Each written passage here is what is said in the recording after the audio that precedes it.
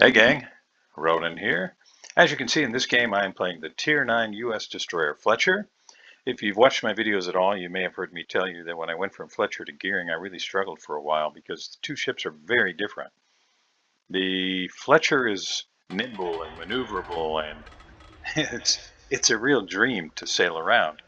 The Gearing, well, not so much. It handles a little bit more like a cruiser than the Fletcher does, so I struggled because I would find myself in situations that I used to be able to get out of in the Fletcher, but that in the Gearing I really couldn't. So that taught me that in the Gearing I need to be even a little bit more conservative in my play style in order to be successful with the style of play that I like. So one of the reasons that I wanted to show you this game was because it really does, at least in my opinion, kind of highlight what I'm talking about as far as the Fletcher maneuverability. You're going to see as I move into the Charlie cap uh, where I get myself radared by one of the new test ships, the Gdansk, which looks like it'll be a lot of fun. But that's another story for another day.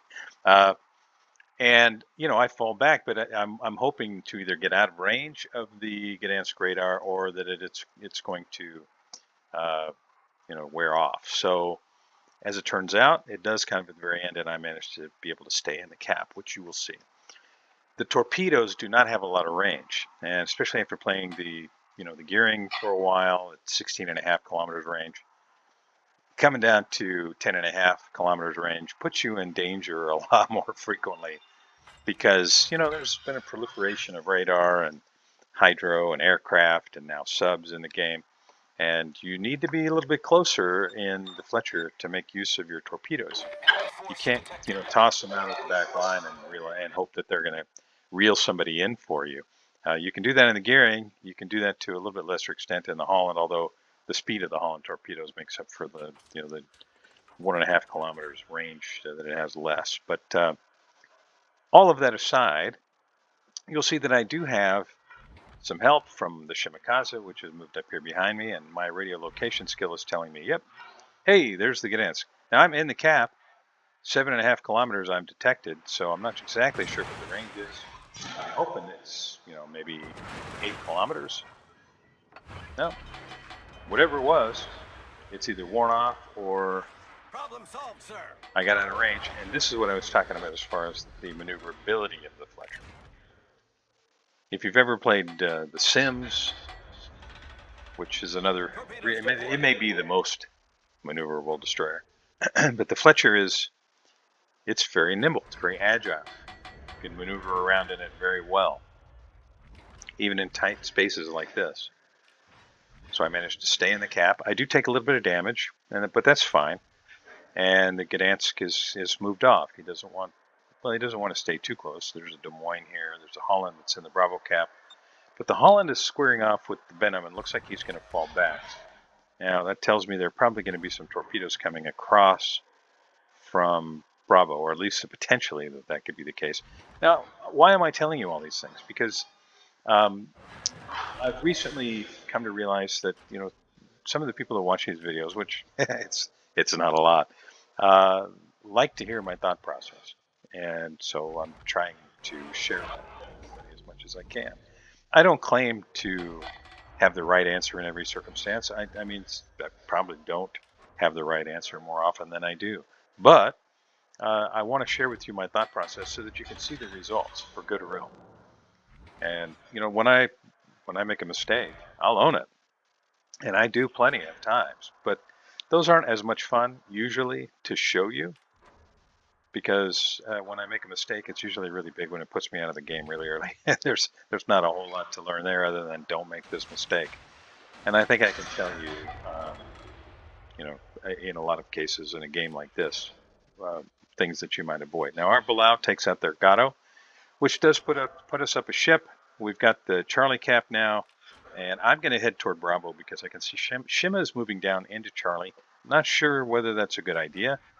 I'm concerned already, and you can see our Bilal's in big trouble. I'm concerned already that Shima's going to push down there trying to get torpedoes on something like that Ruprecht. He's going to get himself radared or detected and get himself blapped. So there's a Shimakaze out there on the 10 line. There's a Gdansk on the 10 line. Yeah. Now I'm looking right now to see what the Holland's going to do. You can see I'm asking him to help me, and he is saying yes. So I'm going to push in here, and I'm going to see if I can't catch the Gearing and the Benham that are in the Bravo cap. Now I'm going to position myself. You can kind of see where the radio location indicators point.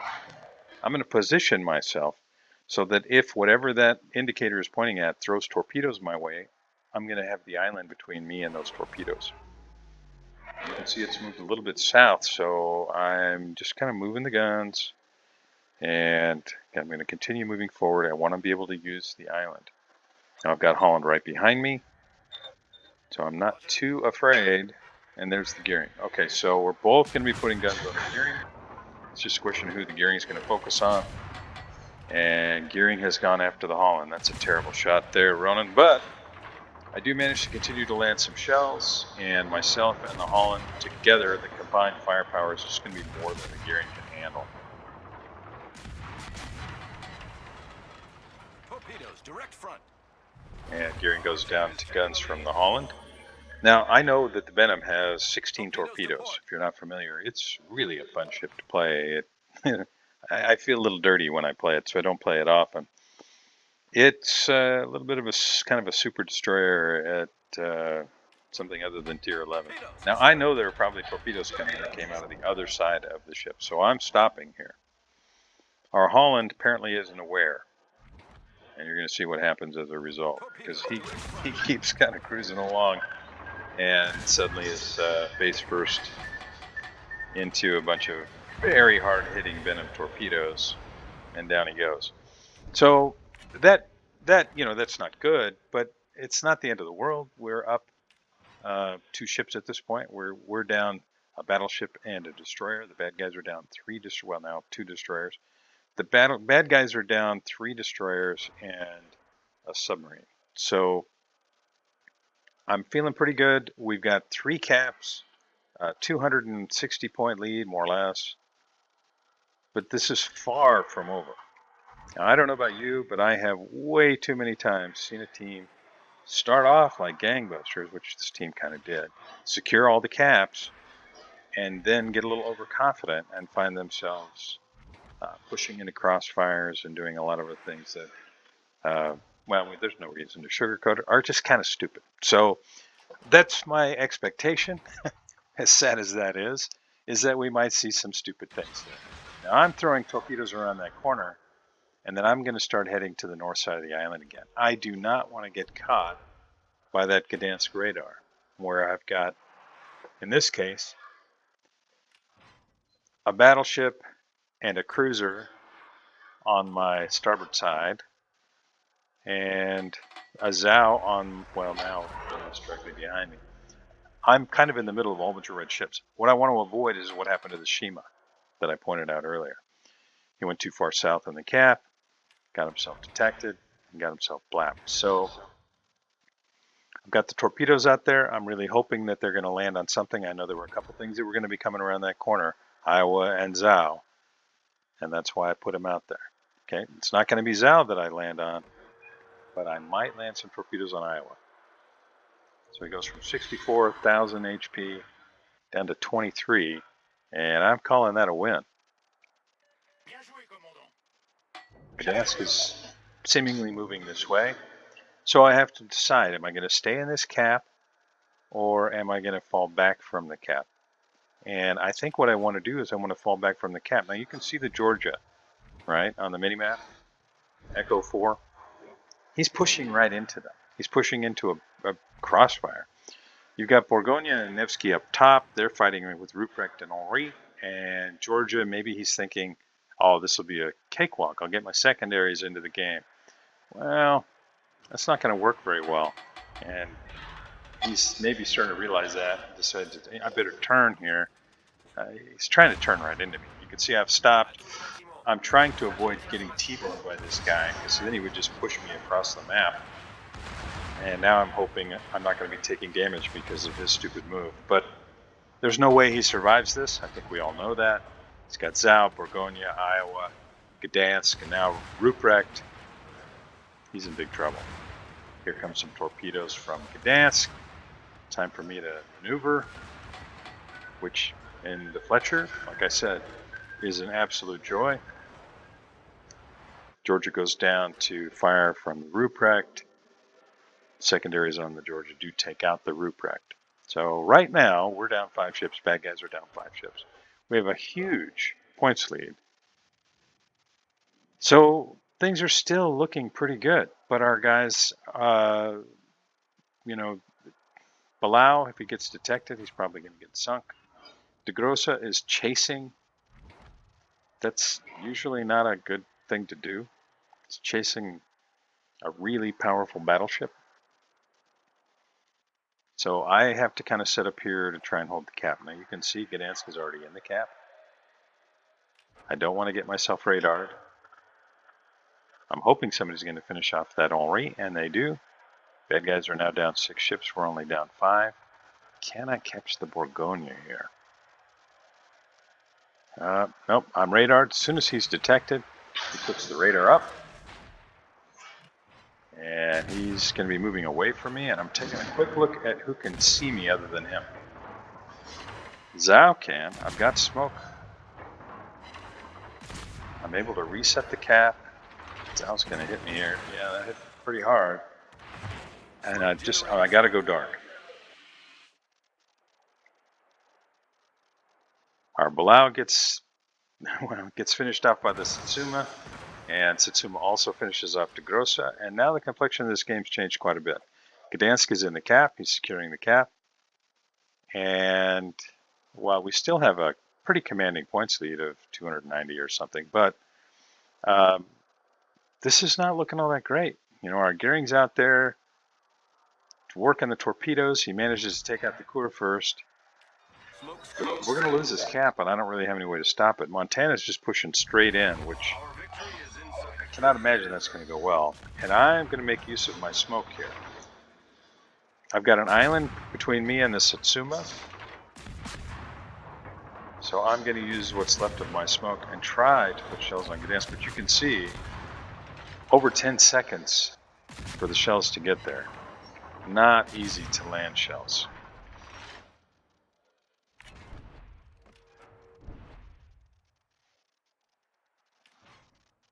Montana's going to push right into the cap, and I don't see how he survives it. Brave move, I guess. Now, we've got Iowa that's going to be coming around the south side of the island. I can tell that from the minimap, just from his last known position. Satsuma's going to be pushing up. Satsuma's not going to want to turn around with Montana sitting there. So what I'm thinking is I'm going to put 1 set of torpedoes on the Satsuma and 1 out for the Iowa. Maybe I get lucky and get them both. Now I could go for the kill shot, but instead I'm going to try and hit both of them with torpedoes. And I'm just going to fall back. I'm not going to use my guns because as soon as I do, everybody knows right where I am. They start maneuvering against my torpedoes that they know are probably already in the water. I want them to feel confident in their current course.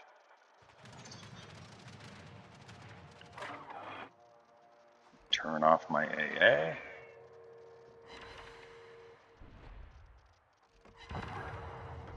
Okay, so I managed to finish off the Iowa and bang up the Satsuma pretty good, but if I fire at him right here, I'm probably going to get blapped.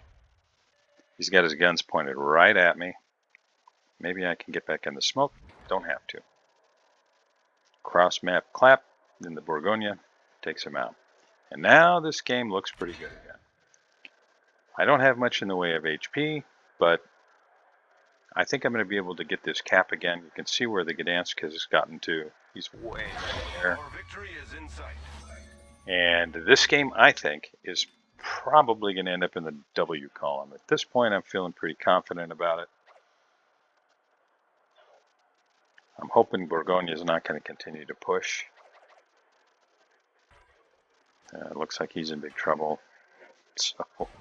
So maybe my confidence is not really justified. But still, we have almost a 300-point lead.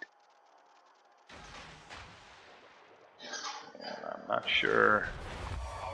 Okay, Borgonia goes down to fire from Nevsky. And now I'm confident the game is in our hands. It's a fun ship. If you haven't played the Fletcher, if you haven't played the US DD line, if you like DDs at all, they are a kind of a nice mix. I've always said the gearing is not really what I would call great at any one thing, but it's pretty good at everything. So that is true for this whole line, especially once you get to Tier 7 where you can actually stealth cloak. Since this is going to be over pretty soon, I will just say thank you very much for joining me. I hope you enjoyed this. I didn't light up the scoreboard or anything. 108,000 damage and landed some torpedoes. But I did want to highlight the Fletcher. Hadn't really talked much about it, and I hope you enjoyed it. If you haven't already, please like and subscribe, and I'll see you next time.